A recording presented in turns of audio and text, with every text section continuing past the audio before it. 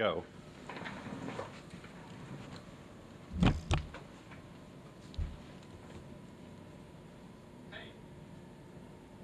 you. Who, me? Yeah, I'm talking to you. Do you remember me? No. Well, I remember you. Are you about to graduate? Yeah. Did you finish your internship and were not offered a permanent position? Yeah. Have you been to interviews and have not been hired? No, I haven't been hired. Well, look no further. I got you.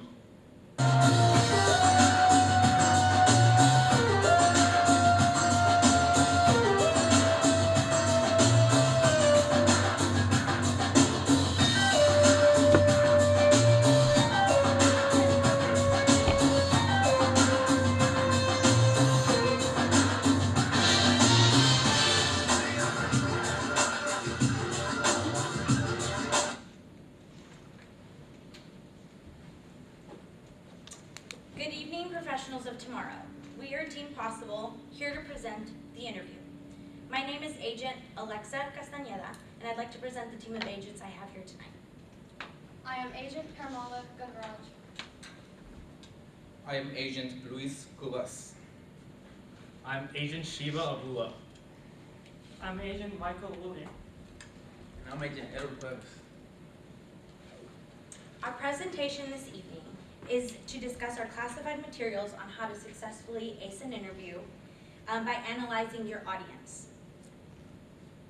Our mission for tonight consists of getting to know your audience, knowing their expectation, engaging your audience, building your brand, the power of persuasion, and concluding with a quick overview and any questions regarding our mission. We have a pamphlet that we've already passed out to everyone. So I'd like to start off with a question. Can anyone guess what the average attention span for a human is? 30 seconds. Anyone else? 2 minutes. Is that it? The correct answer is 8 seconds. To put this all in perspective, a goldfish attention span is 9 seconds. That's 1 whole second more than a human. So which brings me to my next point. You have exactly 8 seconds when you meet somebody new to capture their attention. So within these 8 seconds, you need to make sure to engage as much as possible. So the first thing to bring up during an interview is why. Why did you pick that company? What can you say to let them know that you picked them for a reason? So let's start off with researching the company. First, go to their website. Their website will consist a baseline of everything you can find out, anywhere from their top executives to where they're located, if they have any other locations other than where you think they are. Not only that, but handy dandy Google. Google will pull up articles, blogs, maybe events you've already been to that you didn't know they sponsored. Not only that, but with that further research, you can find out their culture, you can find out any values, maybe how to connect what you feel and what you value as a person to that company. As well as what value can you bring? Is there anything else that you can add or promote yourself within from the value that you can bring to the company? Who would you be meeting with? That is also a big thing. You can research them just like you can their company. LinkedIn. This is a fabulous resource. If you haven't already, find them. Figure out who you're going to interview with. Look at their profile. Maybe you already have mutual connections that you weren't aware of. Maybe a coworker. Maybe a friend. Maybe a fellow student. Not only that, but what school did they go to? Are they a UTD alumni? Did they take Dr. K's class? Who have they worked for in the past? Maybe you have mutual connections through way back when. Not only that, but if you do not have one, make one. Make a connection. Just add them, connect them, see if you can get any kind of conversation started. With that being said, as a UTD student, you have an abundance amount of access to research, not only research, but also activities here on campus. Career expos. Maybe the company's already been here a couple of times. What about the CMC? CMC has already connections with companies. Maybe you can search for networking within there. Maybe somebody already knows somebody there. Maybe the company's been here a few times and you just didn't even know. There's tons and tons of events that the CMC has that some of us aren't even aware that they host. getting to know the audience is just the first step. Now I'm going to pass it all on to Agent Paramala to discuss knowing their expectations. Thank you, Agent Alexa. So now that we understand how we can get to know our company/interviewer, our said audience, we can now focus more on getting to know the expectations of the people that are interviewing you, as well as the expectations of the job, such as its functions, responsibilities, and or duties. So there are three simple steps that we came up with to fully understand the expectations of your interviewers. The first step would be to start off by categorizing your audience type. There are three audience types. You have your experts, you have your novices, and you also have a mix of both. You could be dealing with the team manager of the team that you're applying for, where they already understand all the different projects and assignments that you're speaking about, and are quite comfortable with all the jargon and or acronyms that you use in your conversation. Or you could be dealing with an HR associate or manager, where they have little to no idea about the specific business processes you're talking about. Or in other situations, you could be dealing with multiple authority figures like in final rounds of interviews. So the main challenge here would be to keep the field experts engaged in your conversation, but also not lose or confuse the ones with limited knowledge. After you assess your audience type, we can now move on to the second step, which is to formulate your answers. Should you use specific jargon or acronyms when you're talking to an HR associate or a operations manager, when in reality you're applying to an ITS job? Or should you instead be able to simplify and explain the terminology or projects you talk about, so they do follow along in your interview? The last and third step is to getting to know their expectations. Different interviewers have different type of answers they have in mind that they want to hear during an interview. So getting to know and learning their expectations and catering your answers towards these expectations will allow you to stay on top of their interviewee list. For example, an HR manager focuses mostly their questions on company policies or ethical situations that you could have been in or will be in the future, while an operations manager focuses more on optimization, and they want to hear keywords like business process being leaner or production in your answers. So knowing these expectations and keywords and incorporating them into your answers will allow you to get the full score from both of your interviewers. These steps do work, and I'm living proof. I actually had an interview that I went into last month where it was my final interview, and I was supposed to have 3 rounds with 2 people in each round. So I go into the company, into the interview the day of, expecting to be talking to 6 different people. But in the end, they decided to change the format on us, on all the interviewers, and they decided to do 3 rounds with 3 people. So now I anticipated to analyze 6 people, but now I had to analyze an entire 3 whole people, and I'm just like, I was caught off guard.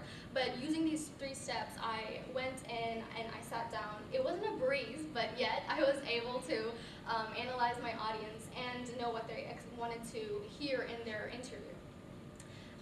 The most difficult round for me, I would have to say, was the second round, where I was talking with 2 operational seniors and an HR associate. So this was quite difficult for me because of the fact that I had to answer the seniors that with terminology and jargon that they were asking me about for technical questions.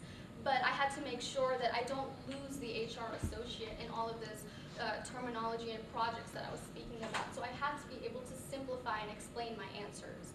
But in the end, I was able to get the job, so yay me. But I'm living proof that these 3 steps do work, and you can also analyze the expectations of your audience. With that, I will now pass it to Agent Louise to teach us how to fully engage our audience. Good evening, agents. So behind me, I have 5 bullet points that I will be going over, but Agent Shiva will be going more in depth with them. So the first point that I want to announce is greeting. So whenever you go to an interview, you're going to greet the interviewer, of course, but you have to be friendly. You have to make sure you have a nice posture whenever you talk to the interviewer as well. So whenever you say hi to them, make sure you greet them with a nice and firm handshake.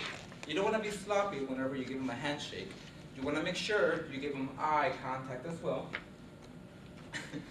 And, sorry. You want to make sure you give them eye contact as well, because that way they're acknowledge that you're actually here.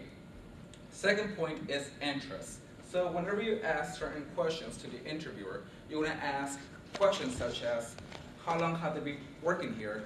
What is the company's goals? What is the company's mission as well? That sort of interest actually helps out the interviewer that you're actually interested in the position, rather than, oh, they're just here, they just want a job, just like everybody else. And if you don't ask those sort of questions, it shows the interviewer that you're actually not really interested in that position. You want to get as much questions as you possibly can out of the interviewer. The third point that I want to announce is posture and eye contact. So whenever you sit down with the interviewer, you're going to sit in a chair, you're going to have your back straight, and whenever you're talking to the interviewer, you want to recognize them. And the best way to recognize them is actually continuing that eye contact that you first established when you got there at the interview. That way, they know for a fact you are with them and you're not outside of the interview bubble.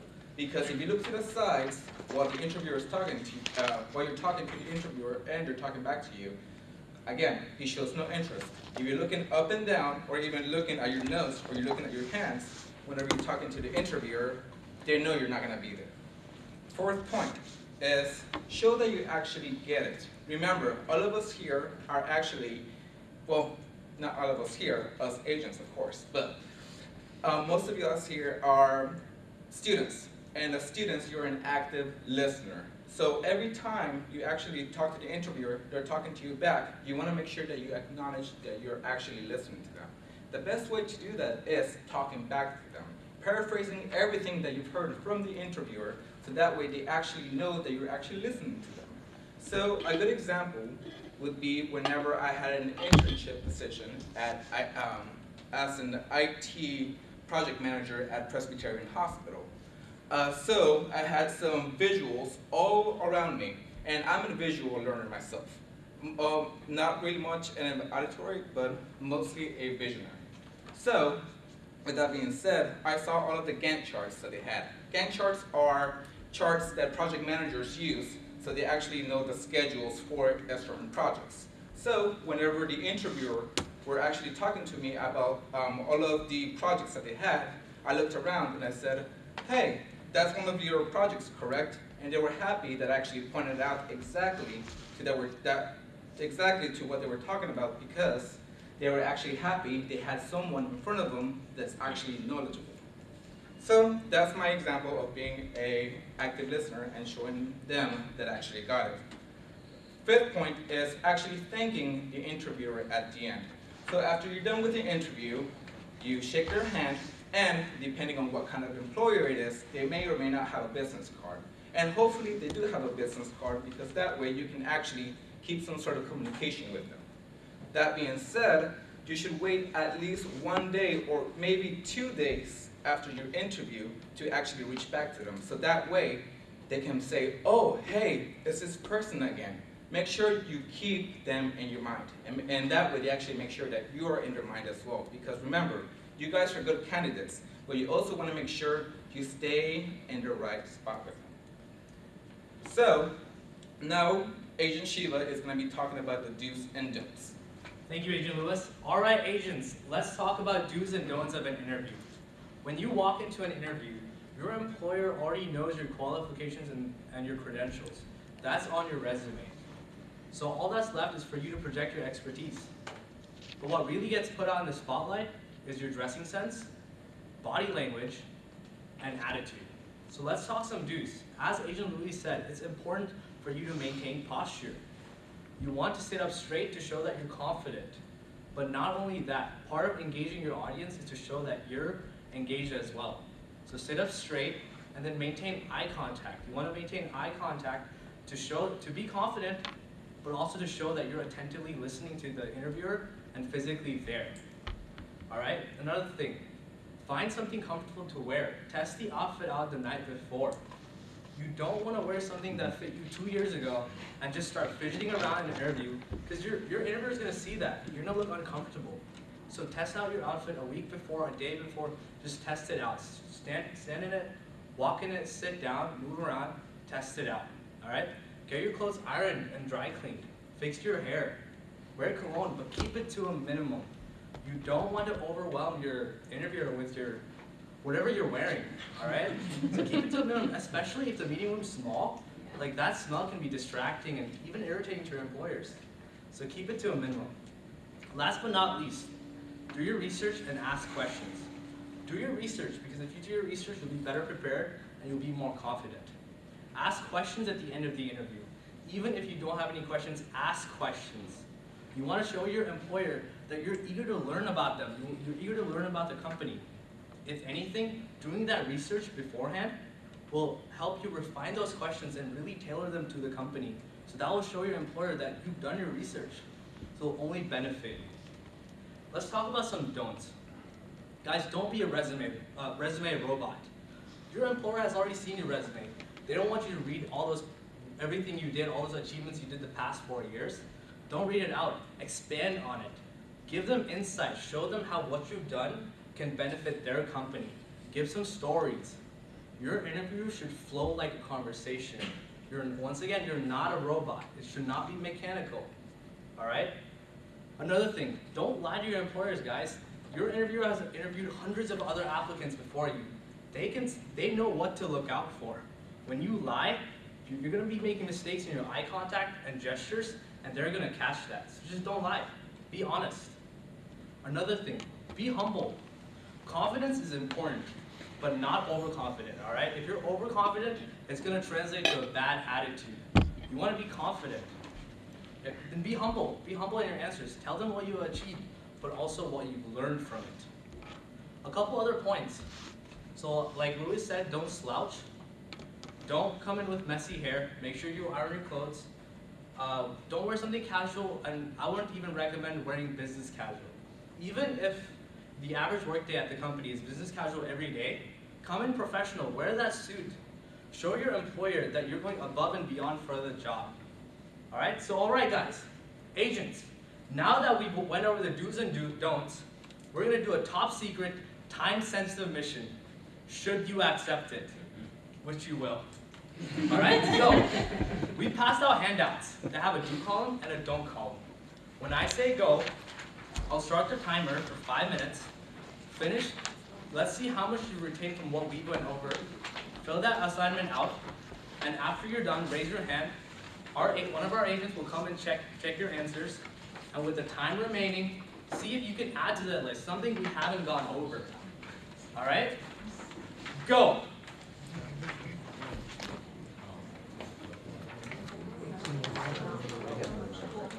Raise your hand if you guys have any questions. We'll be happy to answer them.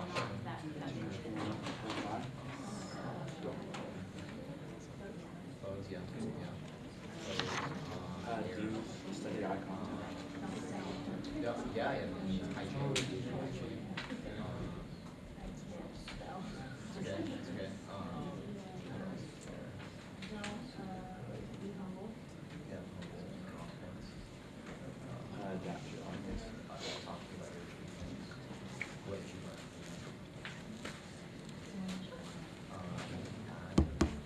Are you going to do the activity, sir? Because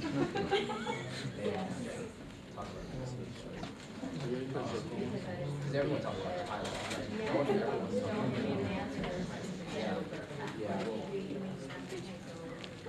All right, guys, 4 minutes left.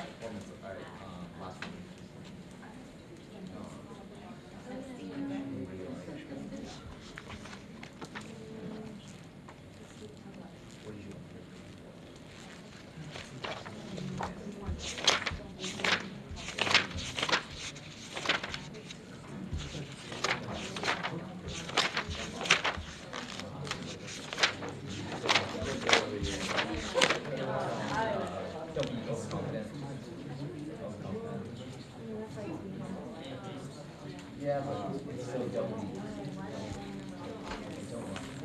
We only, exactly. Right, like it We only shows put on highlights. mine. Okay. Don't. Oh my gosh, it's crazy, they did this.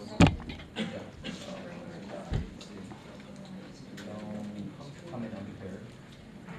Then that doesn't like your research, right? 3 minutes left. Also, as soon as you fill out the do's and don'ts, the first team that fills it out will get some candy. Yeah. Our minds can only remember. Please raise your hand as soon as you're done. Right away, like flat out.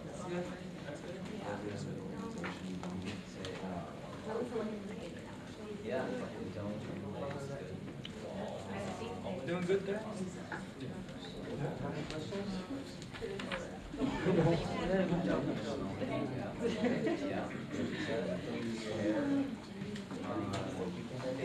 Don't come in with a suit that you haven't tried on.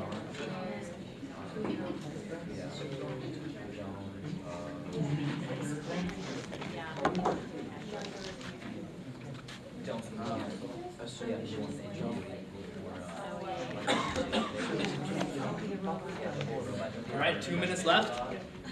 Oh, You guys done?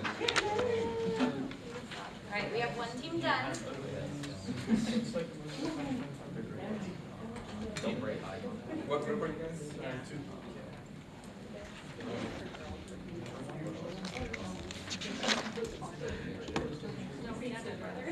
Don't stutter.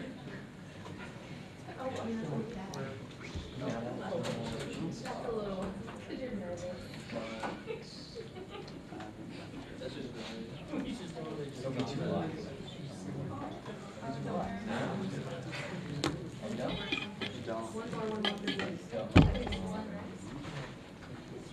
What are you on? We're done, we're done. Good job. Go ahead and put your group number on top.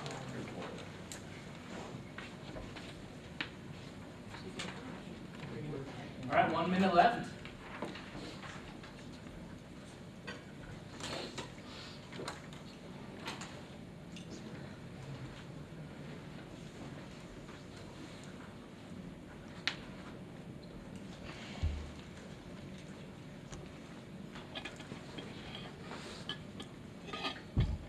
Seconds. Are you guys done? Almost fine.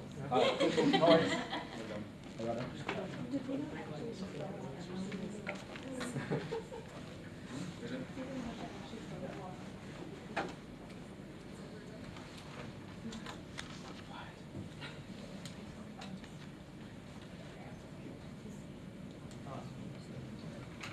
All right, guys, let's all refocus. Everyone done? All right, I'm going to now hand it over to Agent Luis to debrief the assignment.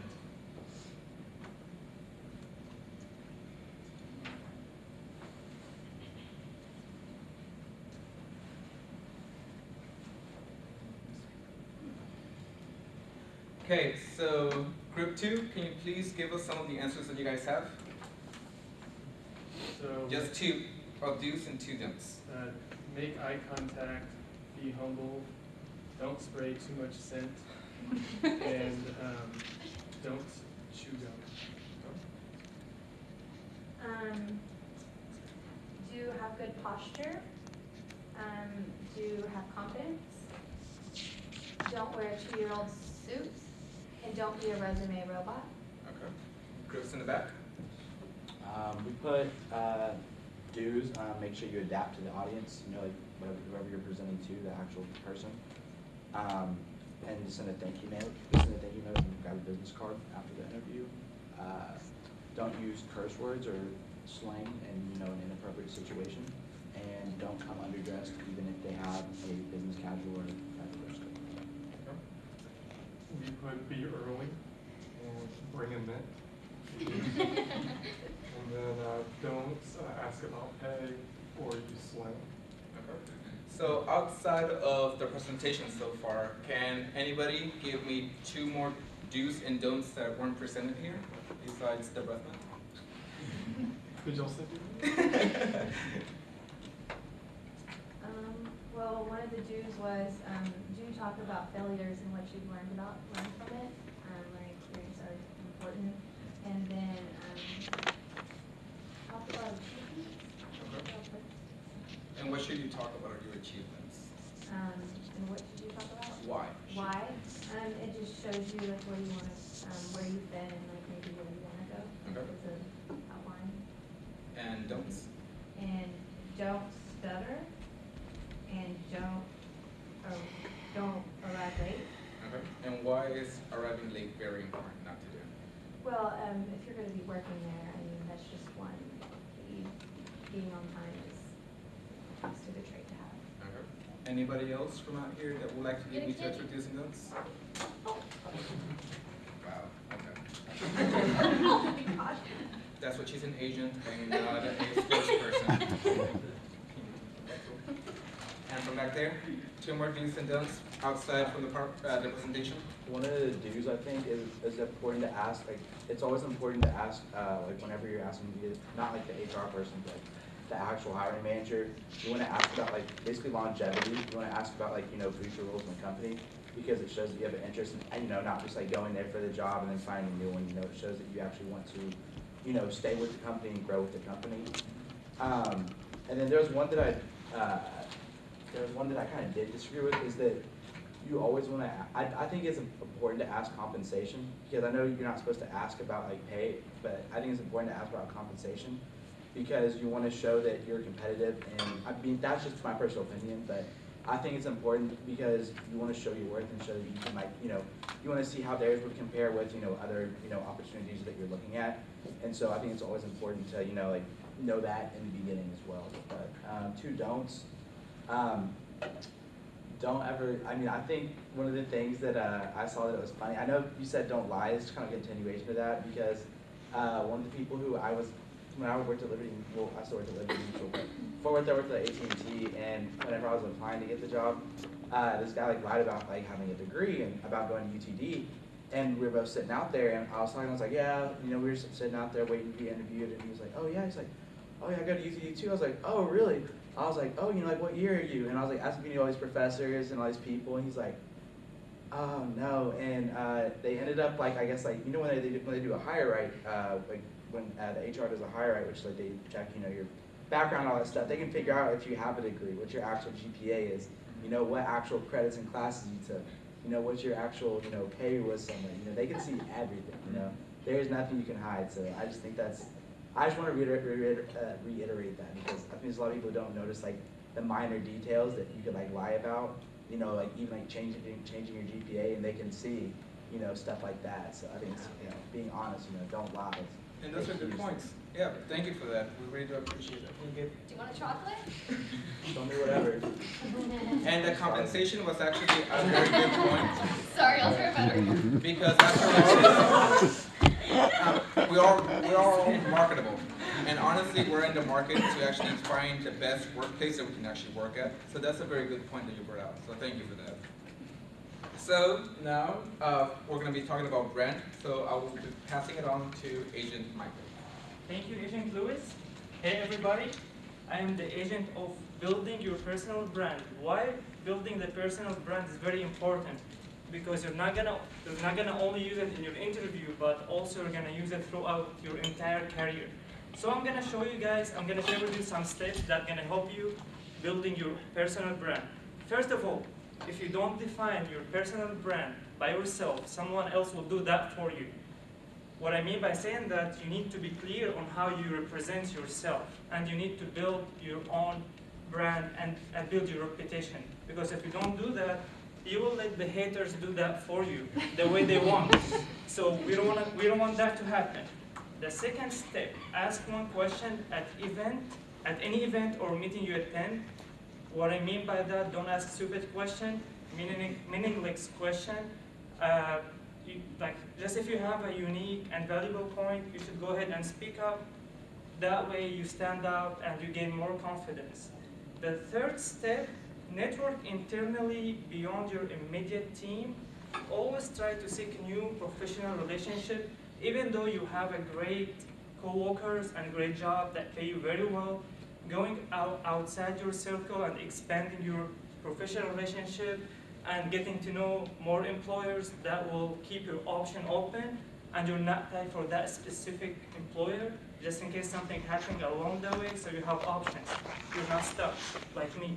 So be aware of your social media websites and be credible. Credibility is very important. Always tie your answers to your skills and accomplishment and provide a real example and situation that happened to you before. Best way to ensure credibility in your answer is to practice your interview answers a week ahead. Before the interview, just practice as much as you can. Practice like in the mirror, watching the mirror with your friends, anything you can do. So another method that helps you make your answer credible is the STAR method. What does the STAR method stand for? So STAR method is, STAR. So S stands for situation.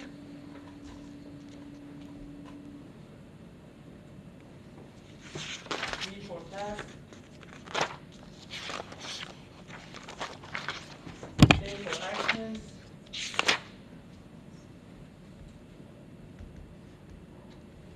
And R for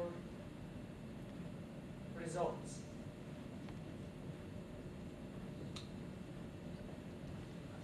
So when you do that in your answers, so we have a situation, and then we have tasks to solve that situation, and then we've done the actions, and we have the good results in the end of the situation. So STAR method help very well and show your employer or the interviewer that you are very knowledgeable, you are like you think critically, so that's gonna help a lot. So another important topic I want to talk about is how you present yourself using your social media websites like Instagram, Facebook, LinkedIn. So don't you think that employers don't look for those stuff? So like I have personal story, I'm a general manager at FedEx office. 2 weeks ago I interviewed someone to a supervisor position. So he was very sharp, knowledgeable, a lot of experience, I liked him.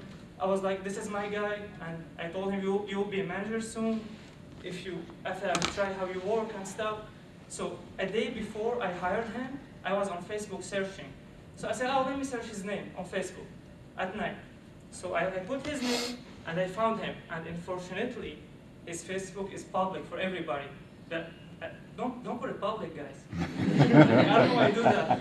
So his Facebook is public, and it was Sunday night, and he was in a strip club. For now I'm good. That's his personal life. I don't care. But what he said, so he was grabbing drink. Oh, I'm drinking till 3 p.m. and I'm working tomorrow at 7 a.m. as if I care about work. That's what he said.